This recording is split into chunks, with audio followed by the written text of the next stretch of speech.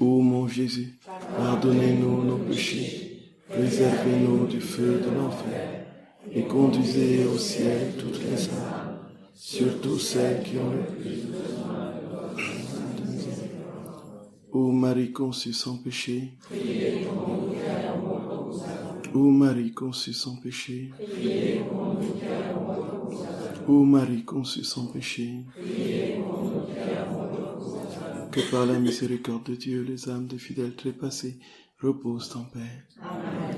Au nom du Père et du Fils et du Saint-Esprit. Amen. Chers frères et sœurs bien-aimés, ce matin nous avons essayé de poser le cadre du mystère de la croix en voyant combien notre très saint Seigneur nous a manifesté le plus grand don, la plus grande œuvre par la croix. Frères et sœurs bien-aimés, et c'est alors qu'il va lui-même dire, et ça c'est tout simplement absolument inouï, il va dire que ce sont pas ces miracles, ce ne sont pas des hauts faits qu'il a réalisés au cours de son existence qui l'ont révélé comme Dieu. Et ça, le Seigneur le dit très clairement. Et là, nous avons compris la centralité de la croix dans la vie chrétienne.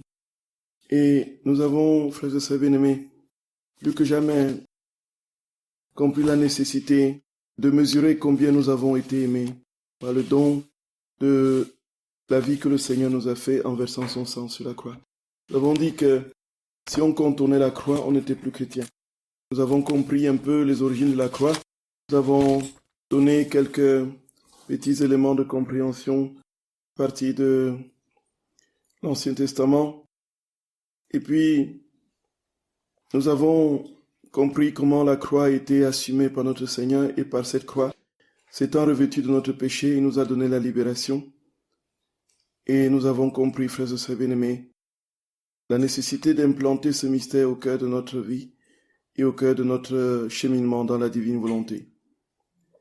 Et le Seigneur, très clairement, pour terminer avec cette centralité de la croix, il dit, frères et sœurs bien-aimés, que de tout ce qu'il a vécu sur cette terre, il a opéré des œuvres divines de manière absolue. Il a donné à l'homme de comprendre qu'il était Dieu par 1001 manifestations de sa puissance. Il a ressuscité les morts. Il a guéri les malades. Il a marché sur les eaux. Il est sorti victorieux du tombeau. Et ce qui est assez curieux, frères et sœurs d'amour, c'est qu'il dit que ce qu'il a le plus manifesté au monde, qui a fait qu'il devienne Dieu, ce n'était pas les miracles qu'il a accomplis, puisque Dieu seul, effectivement, peut faire des miracles, mais l'autre aussi d'en dessous peut faire des miracles. On est d'accord, frères et sœurs bien-aimés?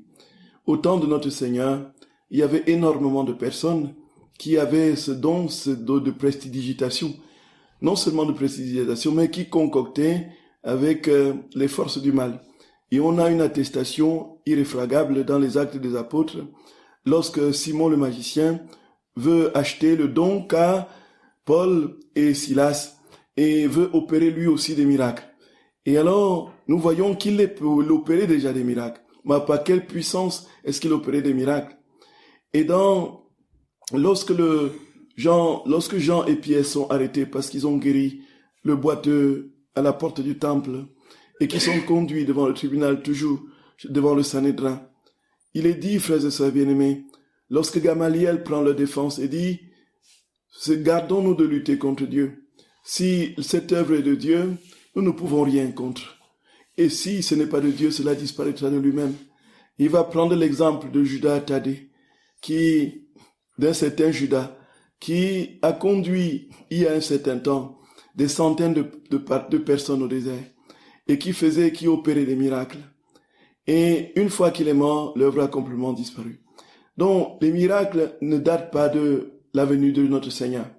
Nous voyons déjà, lorsque le Pharaon, devant les miracles qu'accomplissait Moïse, faisait les mêmes miracles, mais par un autre pouvoir. Et nous, le Seigneur dit très clairement que ce qu'il a révélé au monde comme Dieu, ce ne sont ni les miracles, ni les hauts faits, mais c'est sa croix qu'il a révélé comme Dieu. Et donc, la croix, frères et sœurs bien-aimés, c'est la manifestation de Dieu au monde la manifestation pleine et parfaite de son amour. Pourquoi est-ce que Dieu qui meurt va plutôt susciter la foi? Pourquoi est-ce que cela va plutôt révéler ce qu'il est véritablement? Tout simplement parce que c'est la manifestation parfaite d'un amour que seul Dieu peut manifester. Alors voilà, frères et sœurs bien-aimés, souffrir et mourir pour un être alors qu'il est pécheur, alors qu'il ne nous apporte rien, Dieu seul en est capable. Et Jésus dit, voilà ce qui m'a manifesté au monde, c'est la croix. Il le dit à Luisa Picaretta au tome 4 du 8 mars 1901. Je poursuis dans mon pauvre état et dans le silence de Jésus béni. Ce matin, je me trouvais plus que jamais opprimé. Et quand il est venu, il m'a dit, ma fille, ce ne sont ni les œuvres, ni la prédication, ni même la puissance des miracles qui m'ont fait reconnaître clairement comme le Dieu que je suis. C'est quand j'ai été placé sur la croix et élevé sur elle comme sur mon propre trône, c'est alors que j'ai été reconnu comme Dieu. Seule la croix a révélé au monde et à tout l'enfer qui j'étais vraiment. Gloria, Gloria, l'enfer peut faire des miracles, frères et sœurs d'amour, mais l'enfer ne peut pas aimer. Ne peut pas aimer au point d'être brisé. L'enfer ne peut pas aimer au point de se perdre. L'enfer ne peut pas aimer à un tel seuil d'humilité et de dépouillement. L'enfer ne peut pas atteindre ce seuil inimaginable et irrationnel de kénose. L'enfer ne peut pas, frères et sœurs bien-aimés, chercher l'intérêt de l'autre. Voici, le Seigneur dit très clairement, voici, j'ai prêché, j'ai accompli des signes et des prodiges, j'ai opéré des miracles, mais ce qui m'a le plus fait connaître comme Dieu, c'est la croix. Parce que la croix, si la croix était la souffrance, alors ça n'aurait pas été révélation de Dieu. C'est parce que la croix est l'amour. Et comme l'amour a aimé au point de ne plus être capable de faire autrement que d'aimer, l'amour a souffert. Et la souffrance de l'amour, c'est la croix. Gloria. Gloria. Voici donc, frères et sœurs bien-aimés, que le Seigneur dit que c'est sa croix qu'il a révélée à l'enfer comme étant justement le vrai Dieu. Alors tous ont été ébranlés et ont reconnu leur Créateur. Ainsi, c'est la croix qui révèle Dieu à l'âme et révèle si l'âme est vraiment de Dieu. Et révèle si l'âme est vraiment de Dieu. On peut dire que la croix met à nu toutes les parties intimes de l'âme et révèle à Dieu et aux hommes ce qui s'y trouve. Gloria. Frères et sœurs bien-aimés, est absolument inouï. Voyons bien, Jésus nous dit, si c'est la croix qui m'a révélé pleinement au monde, si c'est la croix qui m'a fait connaître comme Dieu, vous ne pourrez pas me connaître si la croix, vous n'êtes pas posé sur la croix. On y reviendra, frères et sœurs bien-aimés. On y reviendra. On y reviendra. Et le Seigneur dit très clairement, la croix a cette faculté de dépouiller l'âme. On y reviendra clairement. Voici, pour compléter ce que nous avons dit ce matin, signe, manifestation, sacrement de l'amour, épicentre du don et de la dépossession de soi, lieu de révélation de Dieu, c'est la croix. C'est la croix. Alors, frères et sœurs bien-aimés, maintenant commençons notre retraite et posons-nous la question, comment est-ce que Jésus a souffert? Quelles sont les souffrances de Jésus? Donc, ce que je vous livre, c'est ma lecture personnelle de ce que j'ai compris des souffrances de Jésus. Il peut y avoir d'autres lectures qui aboutissent à une autre compréhension. Mais ce que j'ai compris en lisant les textes, j'ai été très rapidement ramené à la classification que Jésus lui-même a faite.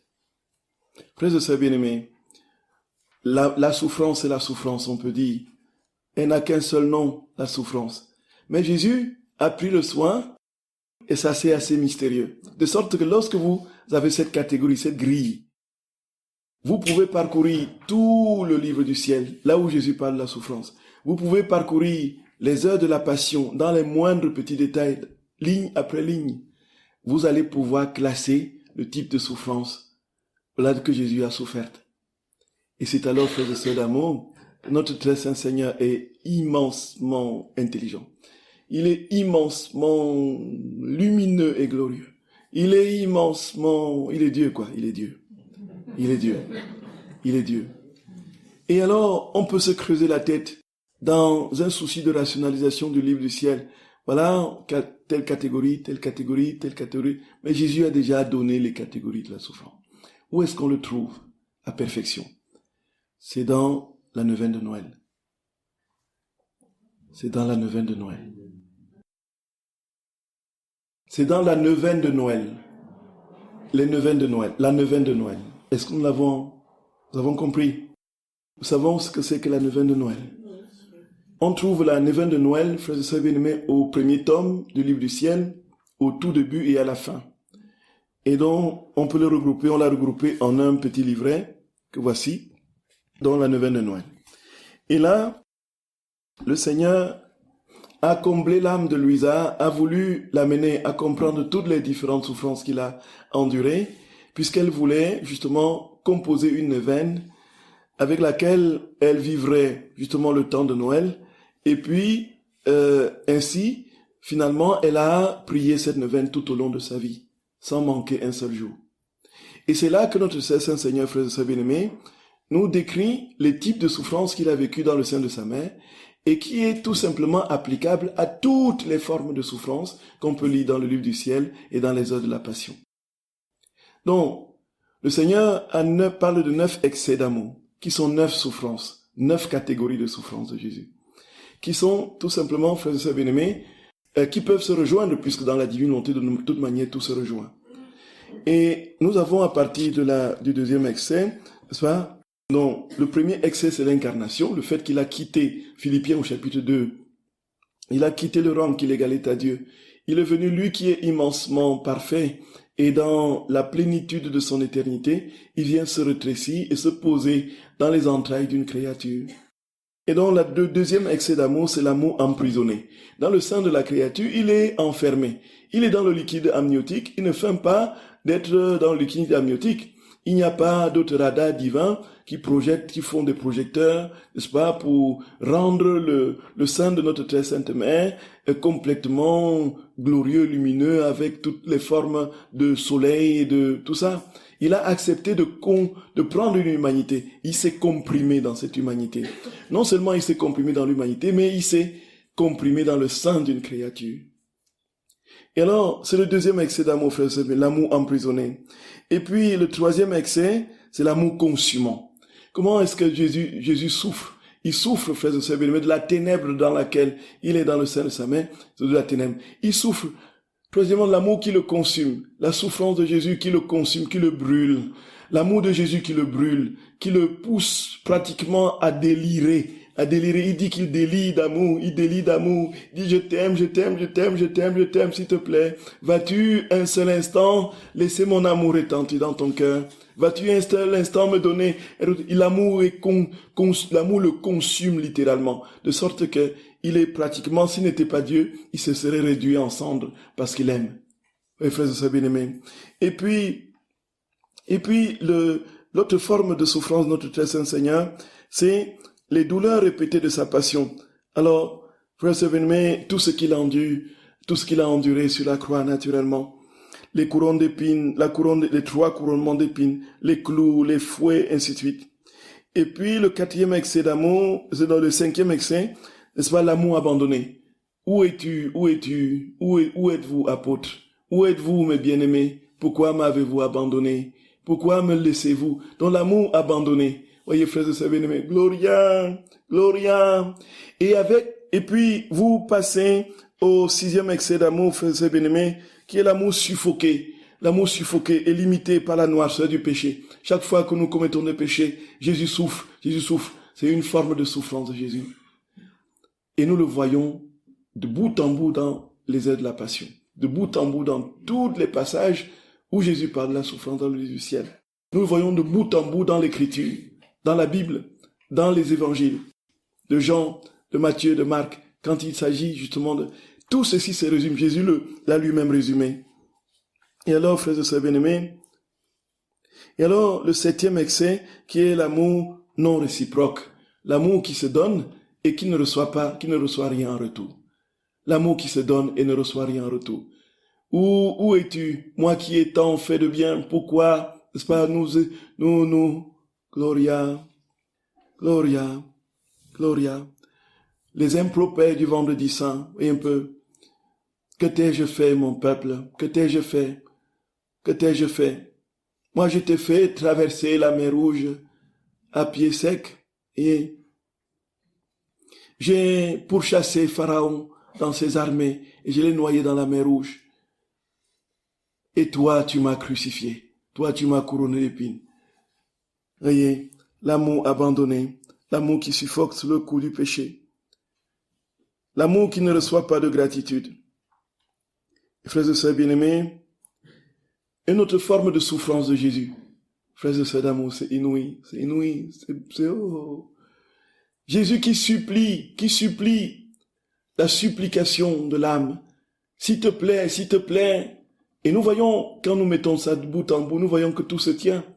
L'amour consumant qui le consume, c'est aussi l'amour qui supplie. C'est aussi l'amour qui souffre parce que l'autre ne reçoit pas. C'est aussi l'amour abandonné. C'est aussi l'amour qui reçoit ingratitude, ainsi de suite. Nous voyons, frères et sœurs bien-aimés, que si tout est dans la souffrance, le Seigneur prend le soin de spécifier, étape par étape, dans un ordre de gradualité, toutes les passions, toutes les souffrances qu'il endure. Naturellement, le 9e excès, c'est Jésus qui continue à souffrir la souffrance éternelle, la souffrance qui ne s'achève pas. Et c'est alors, frères et sœurs bien-aimés, que si nous avons cette grille de lecture, nous pouvons l'appliquer aux heures de la passion, nous pouvons l'appliquer au texte.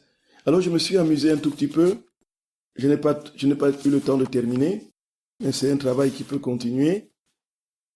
Donc, juste un exemple rapide, frères et sœurs bien-aimés. La 4e heure, de 20h à 21h, des heures de la passion, le lavement des pieds. Voyez, c'est le 8e excès d'amour.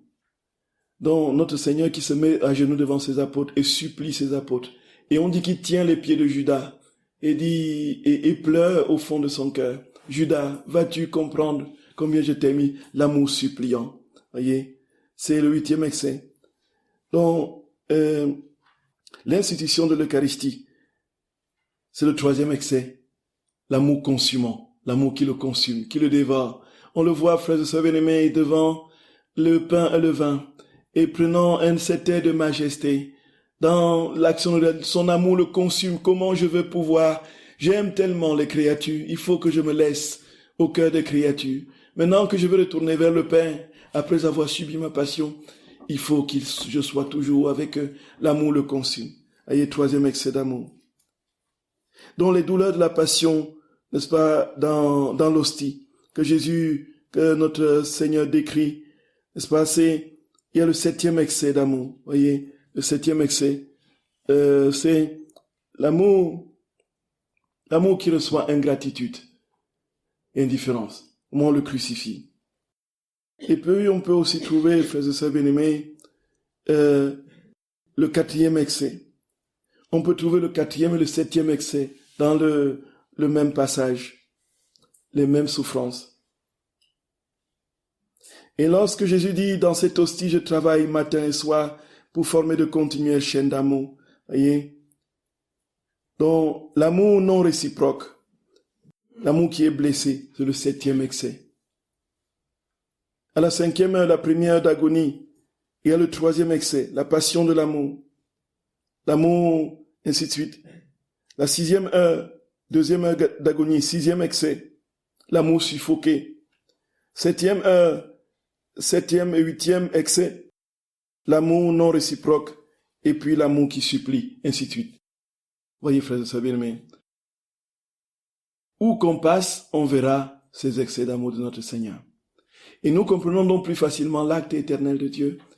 Il ne peut pas avoir souffert quelque chose de typique et de particulier dans le sein de sa mère et ne plus le reproduire puisque ce qu'il souffre en un instant particulier rejaillit sur son éternité.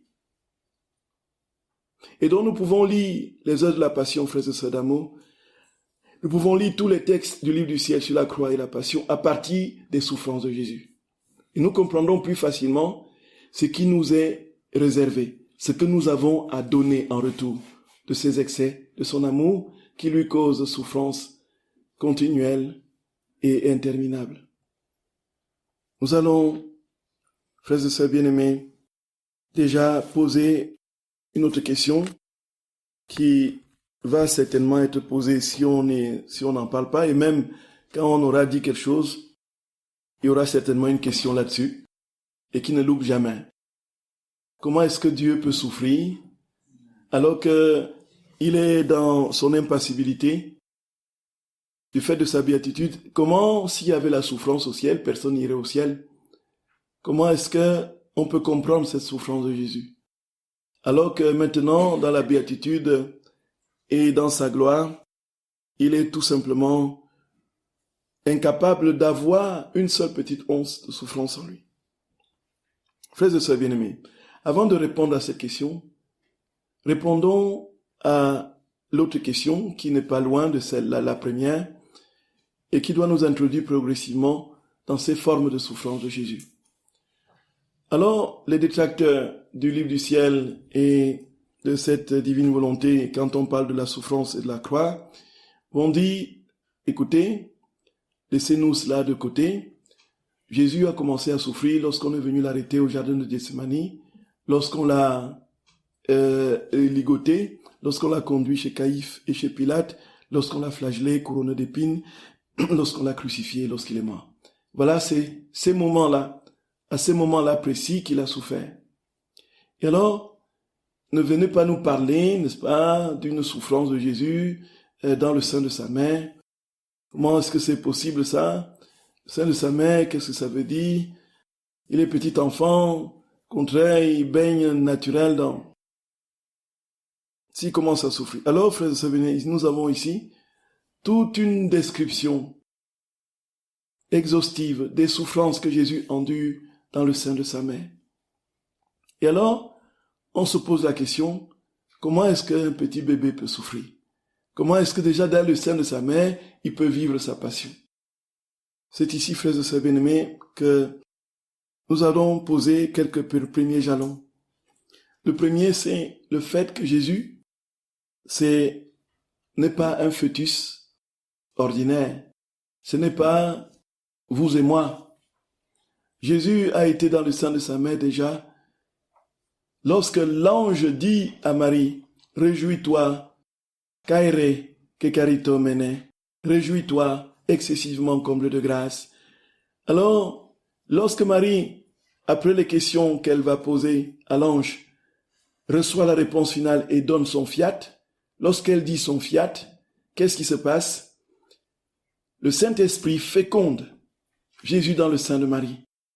Jésus prend la chair de Marie à cet instant particulier. Le fœtus Jésus rentre dans le sein de Marie. Et en ce moment, frères et sœurs bien-aimés, ce fœtus est homme et Dieu. Et homme et Dieu, dont la carte chromosomique de Jésus, du fœtus, l'enfant que Marie porte dans son sein, révèle qu'il y a des propriétés humaines, il y a des propriétés divines. De même qu'aujourd'hui, la science a découvert avec précision qu'on déjà dès le premier, le zygote, dès le premier instant, on a toute la carte chromosomique qui est définie. Les traits de couleur, de cheveux, de tout ça, on peut déjà le lire à partir du, voyez. Déjà dès le premier instant, Jésus n'a pas eu, comme certaines hérésies l'ont développé plus tard, il n'y a pas eu la divinité qui s'est emparée de l'humanité après, postpartum, pardon. Donc, ce n'est pas après la naissance de notre très saint Seigneur que la divinité s'est emparée de l'humanité de Jésus. Ça, c'était l'hérésie nestérienne qui a débouché sur le concile d'Éphèse de 431 et qui a défini Marie comme étant Marie, mère de Dieu, Marie Théotokos. Et non pas simplement le Marie, mère de l'homme Jésus. Marie Anthropotokos. C'est vraiment Marie, mère de Dieu. Elle a enfanté Dieu. Elle a donné naissance à Dieu. Il était Dieu et homme. Dans les premiers instants, on a donc, frères et sœurs bien-aimés, cela veut dire quoi? Ça veut dire que bien qu'ayant quitté le rang qu'il égalait à Dieu, sans l'avoir quitté véritablement, puisqu'il était toujours avec son Père au ciel et sur la terre, mais il s'est incarné sans quitter son Père. Sinon, ce ne serait plus la Trinité, on est d'accord. Or, la Trinité est une et indivisible. Les trois personnes, il y a une circulation de substance, d'amour, qui fait que les trois personnes divines ne peuvent pas être séparées. Et si l'une des personnes accomplit une mission particulière, la mission lui est dévolue de manière prioritaire dans le temps de son accomplissement, sans quitter la Trinité, même s'il y a l'incarnation. Frères et sœurs bien-aimés, cela veut dire quoi? Dire que Jésus n'a pas cessé d'être Dieu quand il était dans le sein de sa mère. Étant dans le sein de sa mère, c'était donc un fœtus qui n'est pas le vôtre, qui n'est pas le nôtre. C'était un fœtus Dieu. Et comme fœtus Dieu, il avait donc gardé ses propriétés. Il n'a pas perdu un seul moment les propriétés de la divinité. Donc il était toujours omniscient, il était omnipotent, il savait toutes choses, il connaissait tout. Il avait une claire compréhension de tout ce qui est. Il nous connaissait tous, déjà dans le sein de sa mère. Il vous connaissait par votre nom. Il connaissait ce que vous devriez traverser au cours de la vie. Il a même déjà prié pour vous. Il connaissait, même avant de descendre, il nous connaissait tous dans les moindres petits détails. Le nombre de respirations que nous aurons d'inspiration et d'expiration que nous aurons à effectuer avant notre mort, juste avant notre mort. Il connaissait le nombre de cheveux que nous aurions portés sur la tête tout le long de notre vie. Il voyait tout d'avance, frère bien-aimé. Rien ne lui était étranger. Alors, dans le sein de sa mère, s'il n'a pas cessé d'être Dieu, on comprend donc, frères et sœurs d'amour, que dans la claire compréhension et la claire vision de ce qu'était cette humanité qu'il était venu sauver, il ne pouvait que souffrir en la voyant complètement dévoyée. On est d'accord? Et il cessait, et nous comprenons bien, quand il dit que sa divinité infligeait à son humanité des souffrances multiples, et s'il n'était pas Dieu, il serait mort. Tout simplement parce que sur le coup de cette souffrance absolument terrible qu'il contemplait, son humanité aurait défailli définitivement. Voici qu'il va, frères et sœurs d'amour, dans sa divinité, ressusciter son humanité de manière continuelle. Donc, la souffrance d'un Dieu commence dans le sein de sa mère, c'est compréhensible, parce qu'il est Dieu, et parce que, étant comme il est omniscient, omnipotent, il connaît toutes choses. Avant, il était venu pour la rédemption, il connaissait le péché, il pouvait déjà souffrir du péché des hommes. Deuxième chose qui explique la souffrance du fœtus Dieu, c'est qu'il est Dieu, effectivement établi dans un acte éternel et parfait. Et c'est ici qu'on a la clé de compréhension de ce qu'est la divine volonté. Si on l'a véritablement, on comprendra plus facilement et de manière absolument naturelle ce qu'est la divine volonté. Voici, notre très saint Seigneur parle tout au long des tomes de l'acte unique et éternel. Et l'occasion nous a été donnée dans différentes circonstances de lire et de comprendre Jésus dit très clairement ceci. Et c'est ici qu'il faut un tout petit peu, frères et sœurs d'amour, essayer de se concentrer. Est-ce que il y en a qui n'ont pas encore compris ce que c'est que l'acte éternel, unique, éternel de Dieu? Est-ce qu'il y en a qui n'ont pas encore compris? Oui, l'acte unique et éternel de Dieu. Est-ce qu'il y en a? Levez les doigts un peu. Ah oui, d'accord. Donc, ça vaut la peine d'expliquer. Parce que, oui. Oui, et nous allons comprendre pourquoi un petit fœtus peut souffrir. Frère bien-aimé.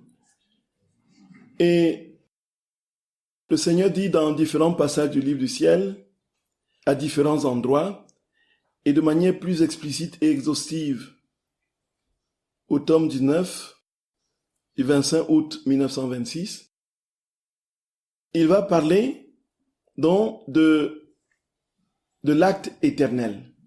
Et justement, quand on y réfléchit un tout petit peu, on n'a plus besoin, effectivement, de dire « Ah, c'est trop compliqué ça ». C'est parce que c'est tellement simple. Justement parce que c'est un acte simple. Alors, il s'agit de quoi, frères et sœurs bien-aimés? D'abord, posons quelques prémices pour faciliter la compréhension. En Dieu, il n'y a pas de passé, il n'y a pas de futur.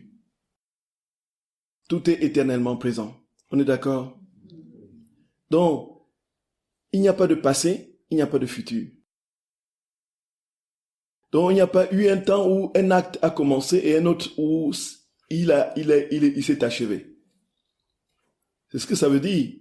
Être dans le passé ou le futur, ou le présent, ça veut dire qu'il y a des actes qui ne sont plus, il y a des actes qui sont dans le présent, et puis il y a des actes qui vont arriver qui ne sont pas encore réalisés.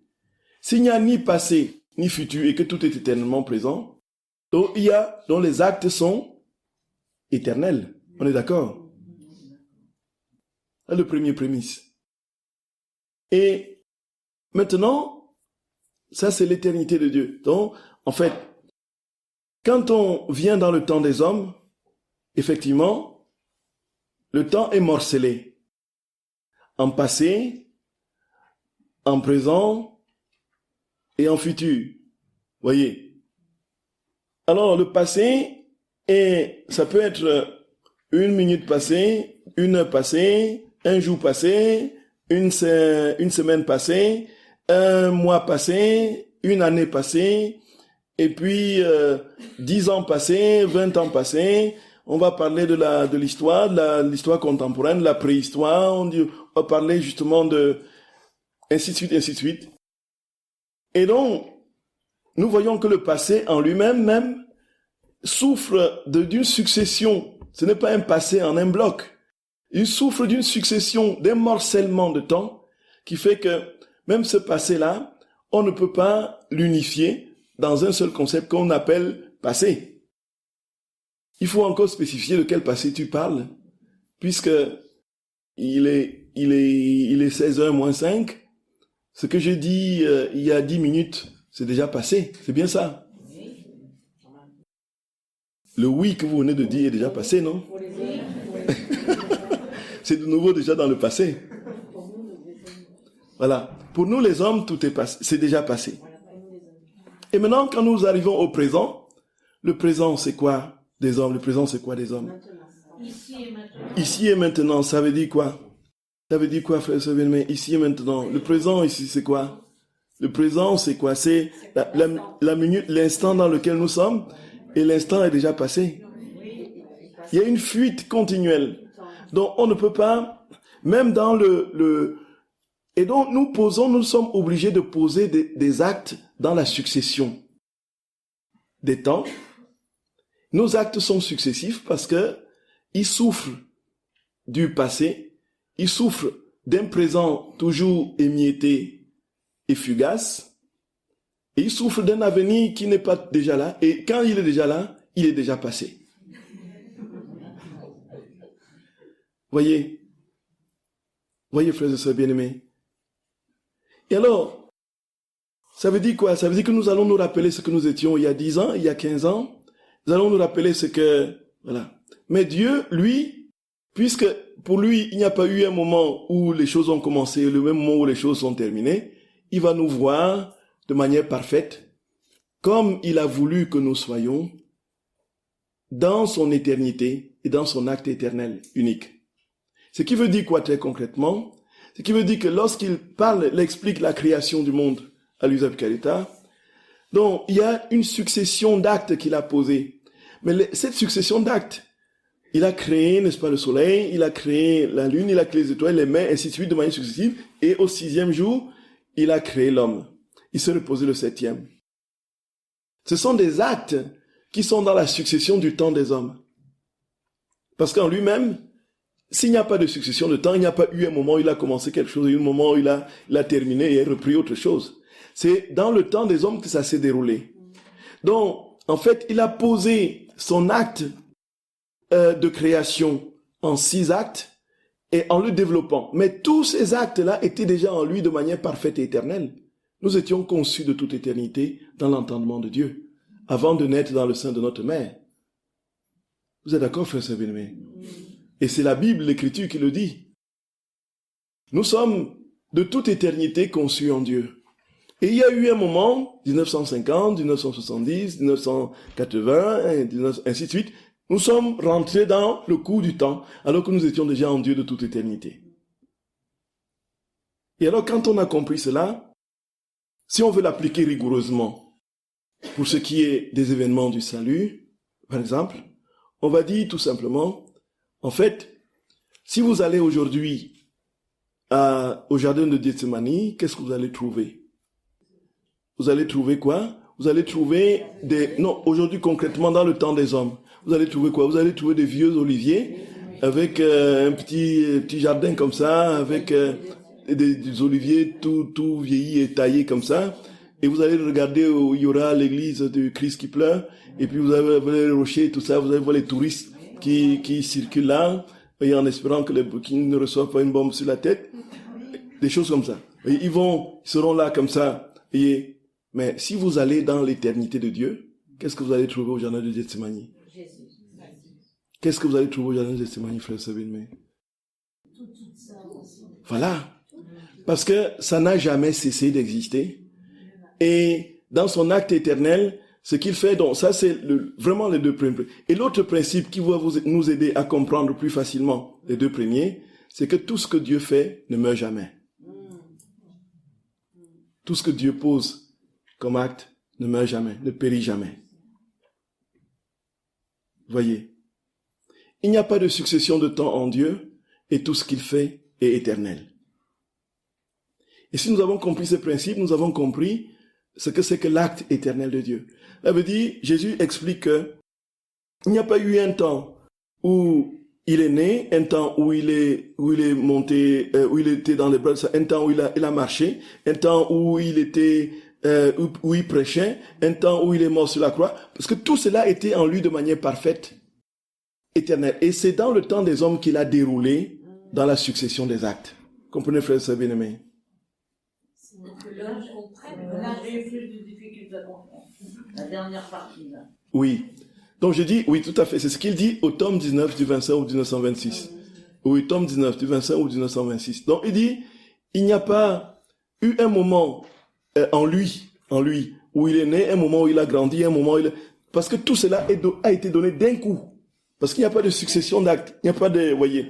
Tout cela est dans l'immanence de son éternité, dans la perfection de ce qu'il est.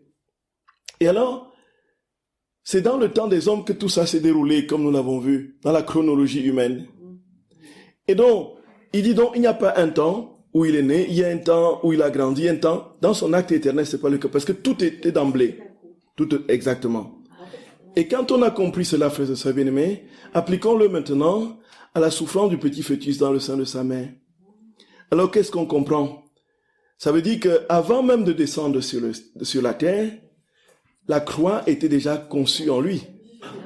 Gloria. Voyez, frères et sœurs bien-aimés.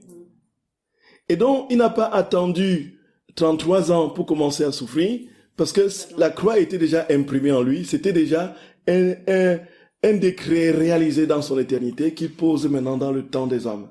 Son œuvre était déjà achevée. Exactement, ma chère sœur. L'œuvre était achevée. Tout est accompli, oui. C'est Paul le dit, quand tout passera, mais seul l'amour demeurera. C'est ça, tout à fait. Voyez.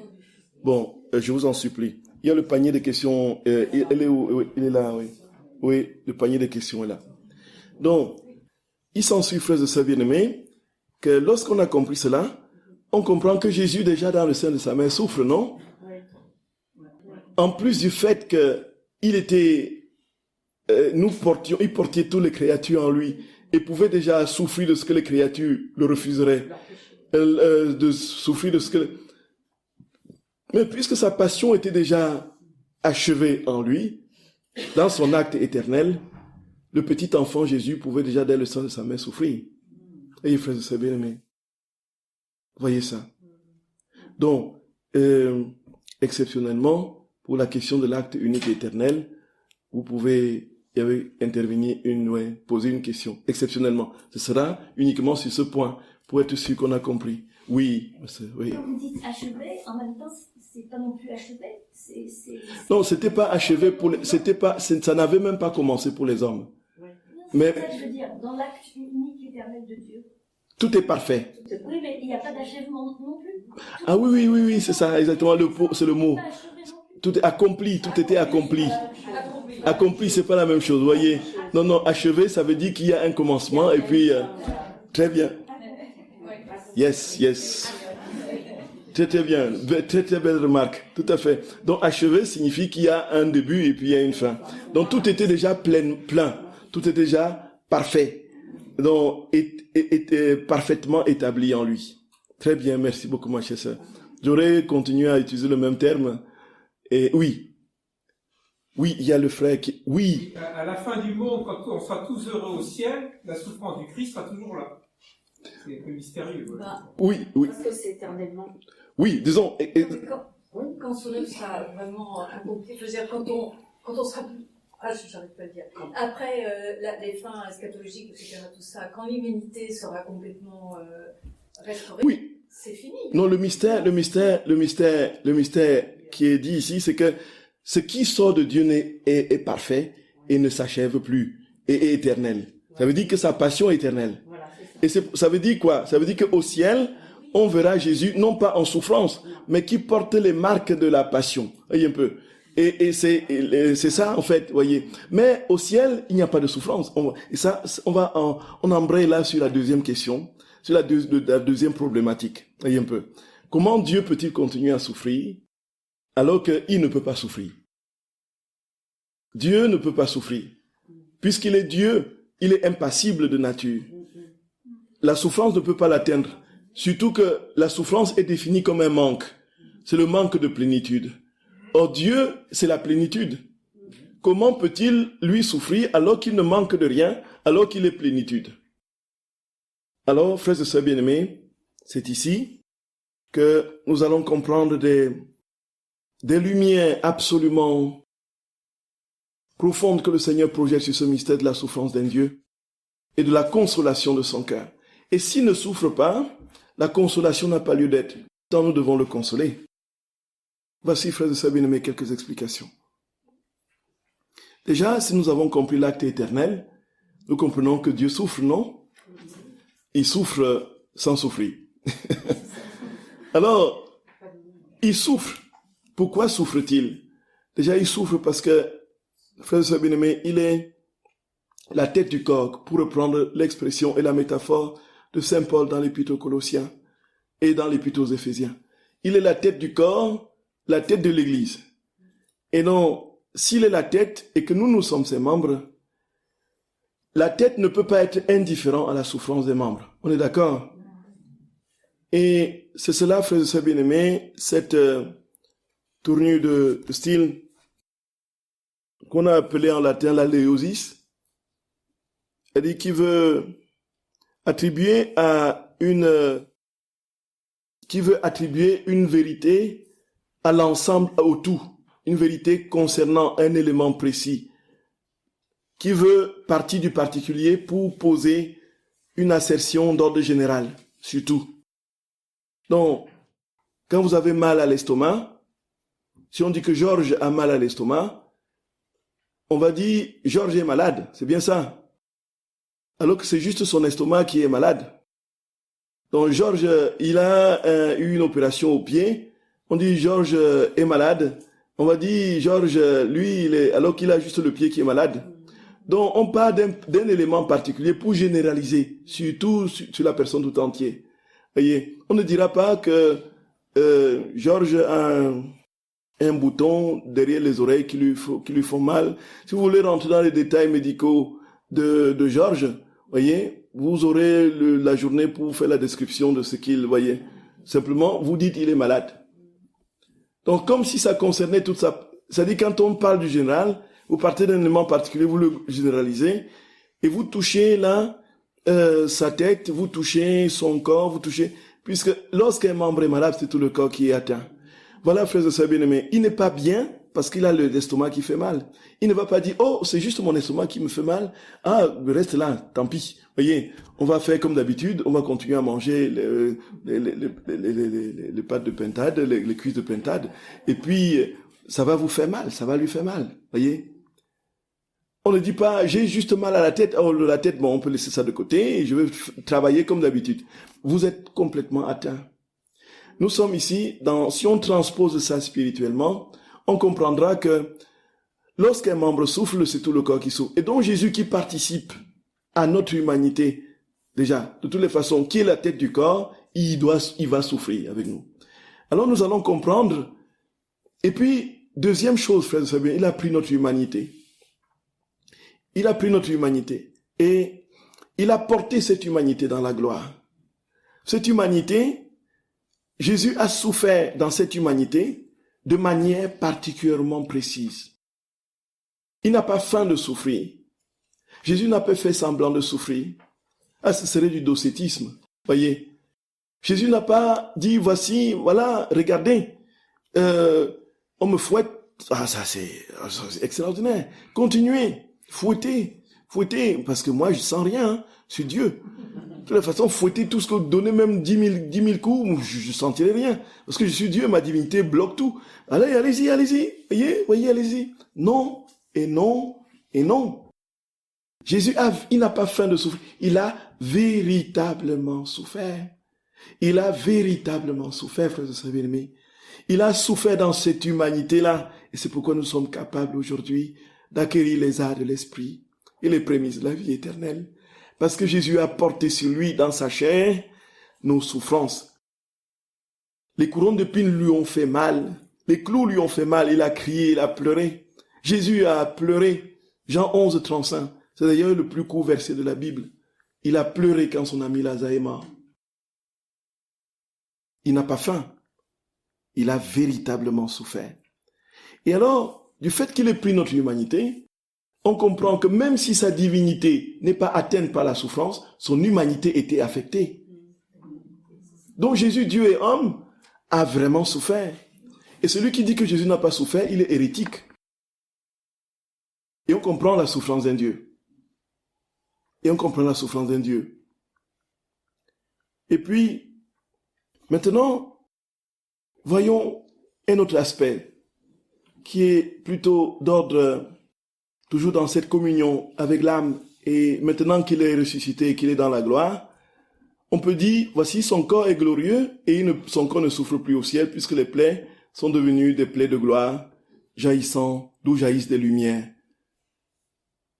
Mais alors, maintenant, quand on va rentrer plus concrètement dans le phénomène que très peu prennent en considération, qui est le phénomène d'ordre mystique, de Jésus qui vit sa passion dans les corps. Bon, Jésus vivait sa passion en Marthe Robin. Il vivait sa passion en Padre Pio. Il vivait sa passion en Luisa. Il vivait sa passion en la bienheureuse Anne-Catherine Emmerich.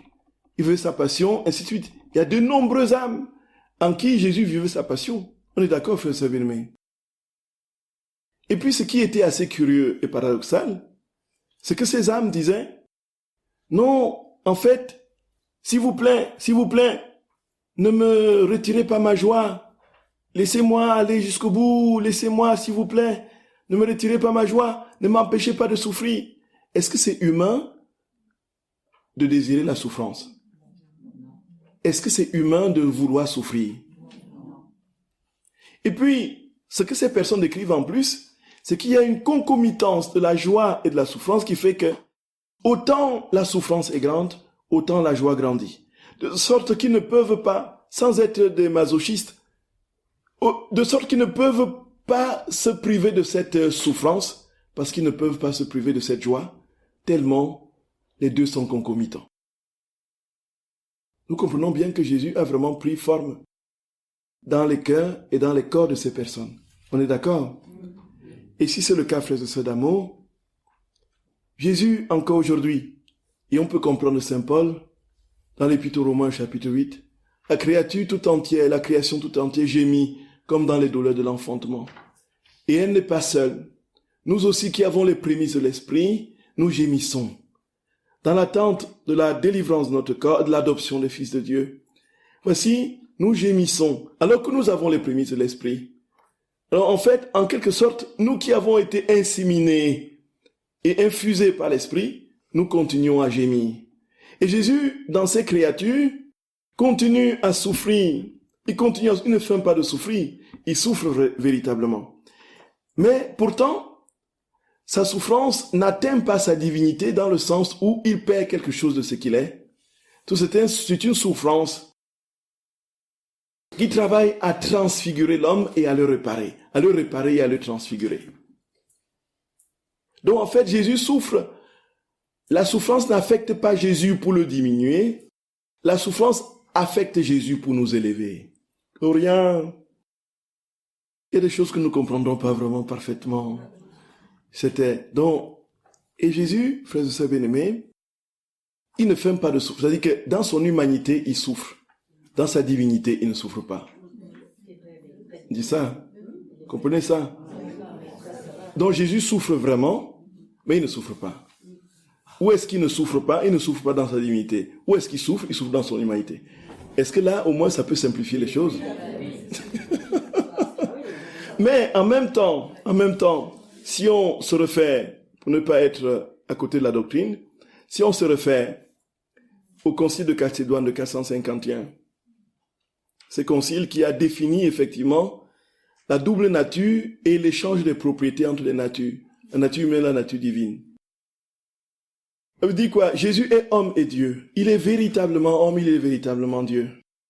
On ne peut pas dire que le Dieu assistait, l'humanité, la divinité, la nature divine en Jésus, assistait à la souffrance de l'humanité, comme ça, de manière pédante et condescendante. Ah oui, il souffre l'humanité. Ah oui, il souffre l'humanité. De toute façon, moi, je suis de la nature divine. Hein. En fait, je ne suis pas atteint. C'est toi qui souffres. Hein. Toi qui souffres. Non. Non. Alors, le concile de Chalcédoine de 451 va très clairement dire que nous professons et confessons que Jésus est en double nature, sans confusion, sans changement, sans division ni séparation. Sans confusion. Ça veut dire quoi? Ça veut dire qu'on ne peut pas confondre la nature humaine avec la nature divine. La nature divine reste la nature divine. La nature humaine reste la nature humaine. Sans confusion, sans changement. Ça veut dire que la nature divine ne va pas se changer en nature humaine. Et la nature humaine ne va pas se changer en nature divine. Est-ce que jusqu'ici c'est clair? Oui. Voyez, sans division. Ils sont tellement unis qu'on ne peut pas les séparer. La nature divine, on ne peut pas la séparer de la nature humaine. La nature humaine, on ne peut pas la séparer de la nature divine. Elles sont inextricablement liées. Les propriétés de chacune des natures restant sauves, mais se retrouvent dans l'unique hypostase et va définir justement quelque chose de très important qu'il faut que nous comprenions pour être vraiment dans les clous de la doctrine. Il dit que les propriétés des natures s'échangent. Et c'est ce que le concile de Chalcédoine a appelé la communication des idiomes. Donc, c'est-à-dire que les propriétés de la nature humaine sont affectées à la nature divine et les propriétés de la nature divine affectées à la nature humaine.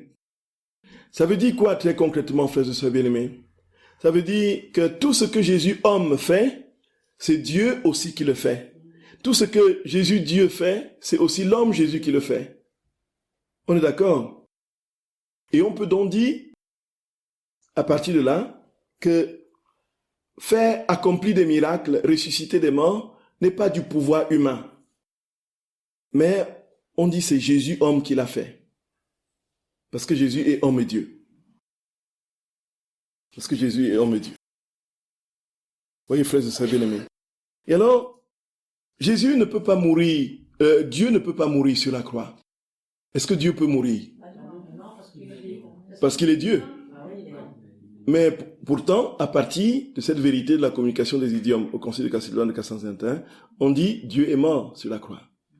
L'homme Dieu est mort. Dieu meurt sur la croix. Dieu meurt parce que son humanité est morte. Et comme son humanité ne peut pas être séparée de sa divinité, c'est aussi Dieu qui est mort alors que Dieu ne meurt pas. On le dit parce que Dieu ne meurt pas. Pourtant, c'est ce qui s'est passé. Dieu est mort. Nous avons crucifié un Dieu. Dieu est mort sur la croix. Mais c'est l'homme, c'est son humanité qui est. Donc de sorte que, frères et sœurs bien-aimés, ce que Jésus aime, ce que l'homme souffre, Dieu souffre aussi. Dans sa personne, dans cette union hypostatique qui relie les deux natures, humaine et divine, en Jésus. Et si nous l'avons compris, nous avons compris qu'un Dieu peut souffrir et qu'un Dieu ne peut pas souffrir. C'est clair, frères et sœurs d'amour? Est-ce que ça peut être clair? Je vous salue Marie, pleine de grâce. Le Seigneur est avec vous. Vous êtes bénie entre toutes les femmes. Et Jésus, le fruit de vos entrailles, est béni. Sainte Marie, Mère de Dieu, priez pour nous pauvres pécheurs, maintenant et à l'heure de notre mort. Amen. Au nom du Père et du Fils et du Saint-Esprit. Amen.